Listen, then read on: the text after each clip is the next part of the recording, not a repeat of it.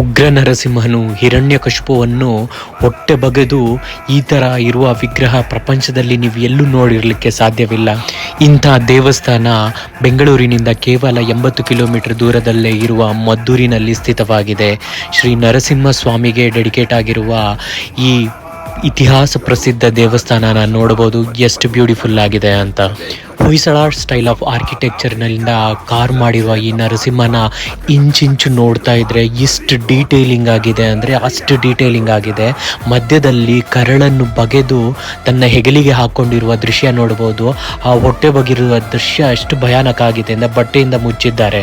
ಯಶೋದೆಯ ವಿಗ್ರಹವಿರುವ ಏಕೈಕ ದೇವಸ್ಥಾನ ಅನ್ನಬಹುದು. ಎಷ್ಟು ಬ್ಯೂಟಿಫುಲ್ ಆಗಿದೆ ಅಂತ ನೋಡಬಹುದು. ಯಶೋದೆಯ ಬರೀ ಉಗ್ರ ನರಸಿಂಹನಲ್ಲದೆ ಅವನ ತೊಡೆಯ ಮೇಲೆ ಮಲಗಿರುವ ಹಿರಣ್ಯಕಶಿಪುನ ಡೀಟೇಲಿಂಗ್ ನೋಡಬಹುದು.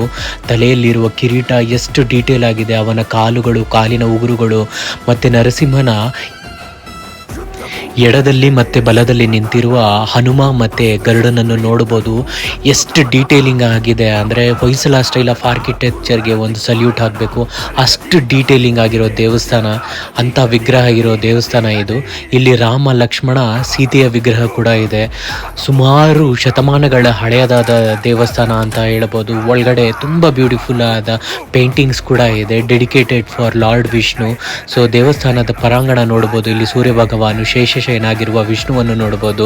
ನರಸಿಂಹನ ಇಲ್ಲಿ ಒಂದು ಸಿಮೆಂಟ್ ಐಡಲ್ ಕೂಡ ಇದೆ, ತುಂಬ ಚೆನ್ನಾಗಿದೆ, ಮಸ್ಟ್ ಸಿ. ದೇವಸ್ಥಾನದ ಪರಾಂಗಣ ಕೂಡ ತುಂಬ ಬ್ಯೂಟಿಫುಲ್ ಆಗಿದೆ. ಇಂಥ ಇನ್ನಷ್ಟು ವಿಡಿಯೋಗಳಿಗೋಸ್ಕರ ನನ್ನ ಚಾನಲ್ನ ಸಬ್ಸ್ಕ್ರೈಬ್ ಮಾಡೋದನ್ನ ಮರಿಬೇಡಿ.